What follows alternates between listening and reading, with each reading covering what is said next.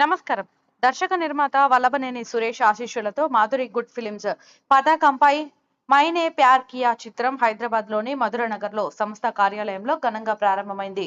Senior నటులు విజయ రంగరాజు, హీరోయిన్లు పై క్లాప్ కొట్టగా మెగా మూవీ అసోసియేషన్ అధ్యక్షులు NS Naidu camera switch on చేశారు.